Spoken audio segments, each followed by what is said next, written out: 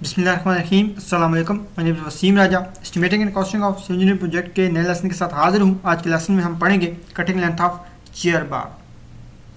तो इससे पहले हमने पढ़ा cutting length of four leg stirrups, जो कि इंतहाई इंपॉर्टेंट टॉपिक था। तो आज के लेसन में हम पढ़ेंगे cutting length of chair bar. तो बाकी की भी जो स्टिरअप्स हैं, रेक्टेंगुलर स्टिरअप्स, ट्रायंगुलर स्टिरअप्स, सर्कुलर स्टिरअप्स, उन तमाम के लिंक्स नीचे इस वीडियो की डिस्क्रिप्शन में मौजूद है। आप उन्हें देख सकते हैं, उन वीडियो को भी चेक कर सकते हैं। तो आज के लेक्चर स्टार्ट करने से पहले मैं आपसे एक रिक्वेस्ट करना चाहूँगा, मेरे चैनल को सब्सक्राइब करें, बेल आइकन पे प्रेस करें ताकि मेरी आने वाली हर वीडियो आप तक बर वक्त पहुँच सके। मैं आपको एक बात बताता चलूँ कि जिस एक्सप्लेनेशन और डिटेल से मैं आपको बार बेंडिंग शेड्यूल के बारे में लेसन पढ़ा रहा हूँ, इस एक्सप्लेनेशन और डिटेल से आपको पूरी यूट्यूब पर वीडियोज़ नहीं मिलने वाली। तो चले हम अपने लेक्चर की तरफ चलते हैं। आज का लेक्चर जो है वो हमारा बहुत ही इंपॉर्टेंट लेक्चर है, लिहाजा मेरी आपसे रिक्वेस्ट है कि मेरी कंप्लीट वीडियो को देखें। तो चले हम अपने लेसन की तरफ चलते हैं। ये हमारे पास शीट है जिसमें फाइंड करिए cutting length of chair bar. तो ये हमारे पास चेयर बार का शेप आपको बताई गई है। ये नॉर्मली किस में फुटिंग में यूज़ होती है। ये आपको राइट साइड पे फुटिंग का क्रॉस सेक्शन जो है वो दिखाया गया है। इसमें ये आपके नीचे फुटिंग और ये आपका ऊपर कॉलम है। नॉर्मली कॉलम का स्टील इस तरह आया होता है, लेकिन हमने कॉलम को शो नहीं किया क्योंकि हमने जस्ट इस जो आपकी चेयर बार उसको शो करना था। ये जो आपको ब्लू कलर की नज़र आ रही है ये आपकी चेयर बार है। अब इसका फंक्शन क्या होता है, ये मोस्टली आपका ड्यूरिंग द कंक्रीटिंग, जब आप इसके स्टील के ऊपर वर्क वगैरह करते हैं तो आपका जो स्टील है वो बेंड ना हो सके, और ऊपर का जो आपका दो जो आपके स्टील मैशेस होती हैं, जो टॉप एंड बॉटम मैश होती है, उसके दरमियान जो डिस्टेंस है वो इक्वली मेंटेन किया जा सके और वो बेंड ना हो।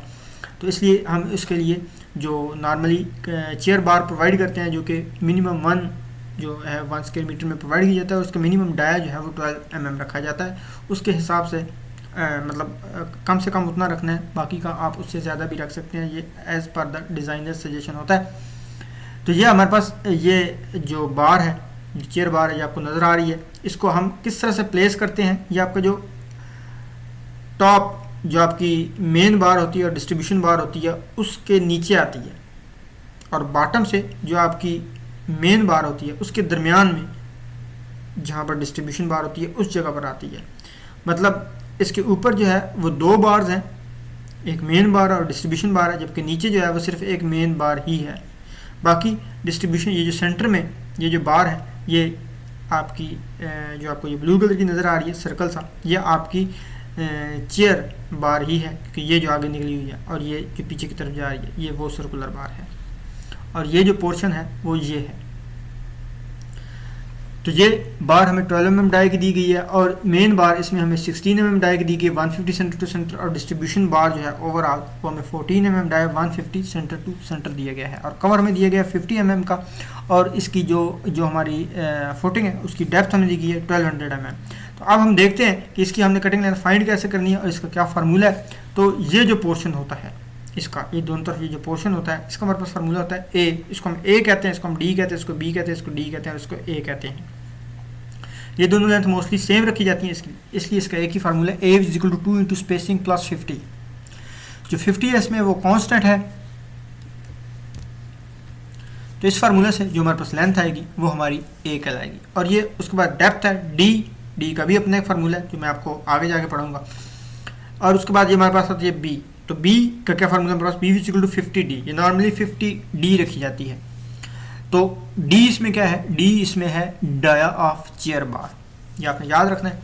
उसके बाद ये डी और ये डी दोनों इक्वल होते हैं, लिहाजा इन्हें कैपिटल डी का नाम दिया गया, और ये ए मैं आपको ऑलरेडी एक्सप्लेन कर चुका हूँ। तो अब इसकी टोटल लेंथ क्या बनेगी, टोटल कट लेंथ का अगर हम फार्मूला बनाएंगे तो क्या बनेगी, एक ए ये हमारे पास है, एक ए ये हमारे पास है, तो 2 इंटू ए कर दिया, और ये हमारे पास बी है तो प्लस बी कर दिया, और ये एक ये डी है और एक ये डी है, तो ये 2 इंटू डी कर दिया। तो इन तीनों चीज़ों में हमारी ए बी और डी में हमारी पूरी लेंथ कवर हो गई है। अब ये 4 इंटू 2D क्या चीज़ है, ये हमारे पास जो हमारे बैंड्स हैं उनकी कट लेंथ है, कि जो as per the Indian standard जो हमारे बैंड्स होते हैं वो हम कटिंग लेंथ के दौरान हम उनको माइनस करना होता है हमने। ये सिर्फ एज़ पर इंडियन स्टैंडर्ड ही होता है, जबकि इंटरनेशनल स्टैंडर्ड या पाकिस्तानी स्टैंडर्ड्स के हिसाब से इस कट लेंथ को सब्ट्रैक्ट नहीं किया जाता, जो बैंड की डिडक्शन होती है वो नहीं की जाती, लेकिन एज़ पर इंडियन स्टैंडर्ड इसे सब्ट्रैक्ट किया जाता है।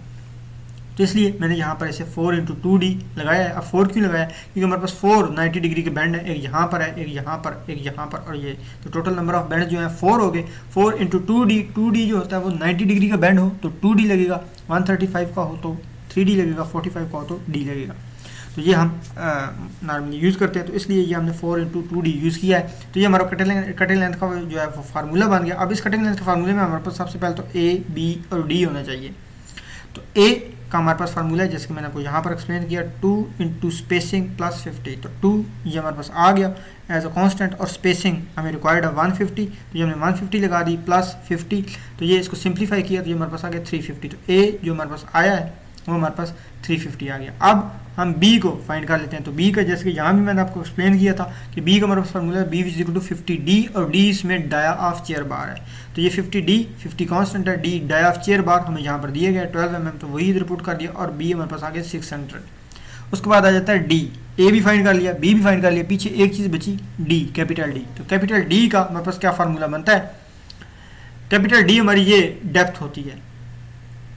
अब इस डेप्थ का हमारे पास क्या फार्मूला बनेगा? Footing height. ये जो हाइट होती है इसमें से हम ऊपर से भी क्लियर कवर माइनस करते हैं, नीचे से भी क्लियर कवर जो है वो हमने माइनस करना होता है। तो इसलिए यहाँ पर हमने लिखा अपर plus lower side clear cover, ये दोनों हमने माइनस कर दिए। उसके बाद मजीद क्या माइनस करना पड़ेगा? ये ऊपर की मेन बार और डिस्ट्रीब्यूशन बार, और नीचे की जस्ट मेन बार, क्योंकि डिस्ट्रीब्यूशन इसमें नहीं यूज़ हो रही, डिस्ट्रीब्यूशन की जगह पे तो ये खुद आ रही है।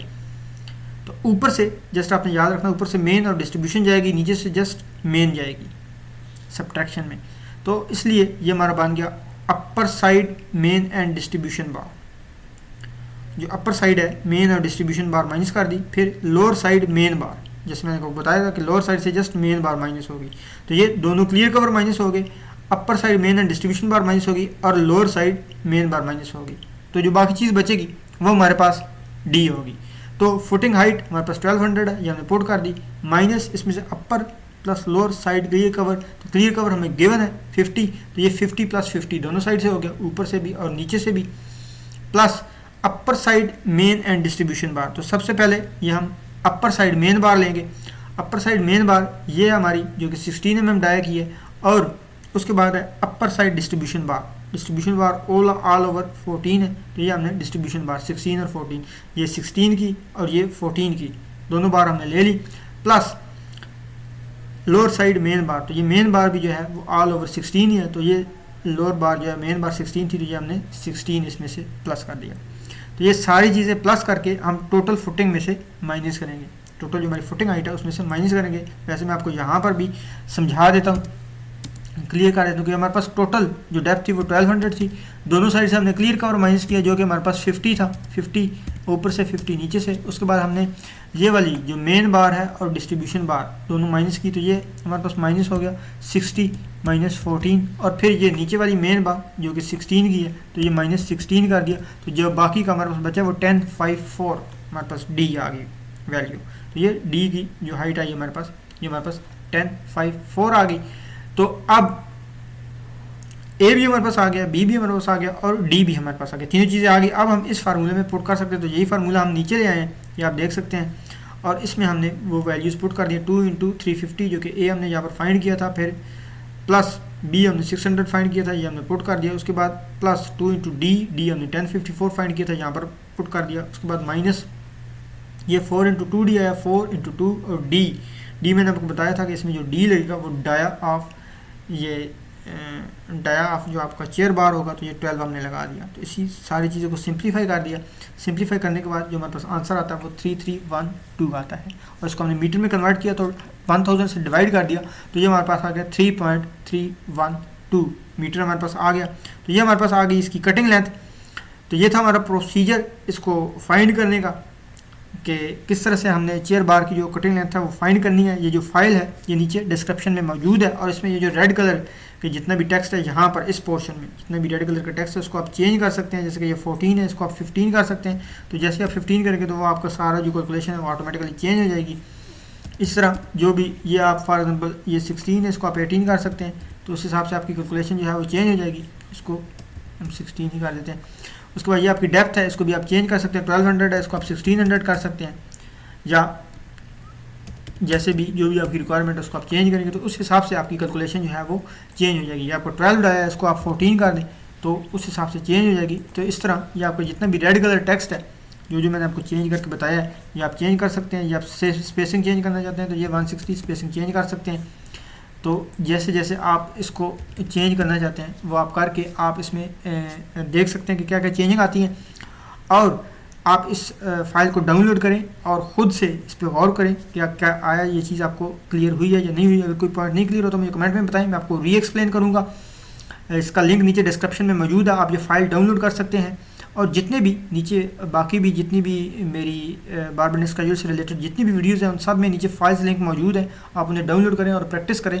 मैंने तकरीबन जितने भी लेसन हैं मोस्टली तकरीबन 90% लेसन जो है वो बारबेंडिंग स्केड्यूल के कवर्स किए हैं और एक ही प्लेलिस्ट में डाले हैं। उसका भी आपको नीचे लिंक नज़र आ रहा होगा, वो भी आप देख सकते हैं। तो इसी तरह अच्छे अच्छे लेसन्स मैं आपके साथ शेयर करता रहूँगा। मेरे जितनी भी वीडियोज़ हैं उनको फॉलो किया करें। और अगर आप मेरे न्यू यूज़र हैं तो बारबेंडिंग स्केड्यूल की अगर आप फर्स्ट वीडियो देख रहे हैं तो नीचे डिस्क्रिप्शन में बाकी भी वीडियोज़ दी गई हैं। मैं आपसे रिक्वेस्ट करूंगा कि आप वो सारे भी वीडियोज़ देखें, आपको कॉन्सेप्ट्स अच्छी तरह से क्लियर होंगी। और एक मैंने वीडियो अपलोड की है बेसिक्स फार्मूला ऑफ बारबेंडिंग स्केड्यूल्स, उसमें तमाम बारबेंडिंग के स्केड्यूल के फार्मूलाज मैंने एक्सप्लेन किए हैं। वो वीडियो भी लाजमी देखें, उसका लिंक भी नीचे डिस्क्रिप्शन में मौजूद है। उससे आपके बहुत से कंसेप्ट जो हैं वो बड़ी अच्छी तरह क्लियर होंगे। और आपका फीडबैक का मुझे बड़ी बेचैनी से इंतज़ार रहता है ताकि मुझे पता चल सके कि जो चीज़ें मैं डिलीवर कर रहा हूँ वो आप तक पूरी तरह पहुँच रही हैं। अगर आप मुझे फीडबैक नहीं देंगे तो हमारा लेक्चर में जो हमारी मोटिवेशन होती है वो ज़रा डाउन होना शुरू हो जाती है। तो इसलिए मैं आपसे रिक्वेस्ट करूँगा कि अगर आप मेरी वीडियो देख रहे हैं तो अगर आपको कोई क्वेश्चन है करें या कोई भी कमेंट है उसे कमेंट में बताएं मुझे, ताकि मुझे आपका फीडबैक मिलता रहे। इंशाल्लाह जल्द ही नए लेसन के साथ आपके सामने हाज़िर होऊंगा। तब तक के लिए अल्लाह हाफ़िज़।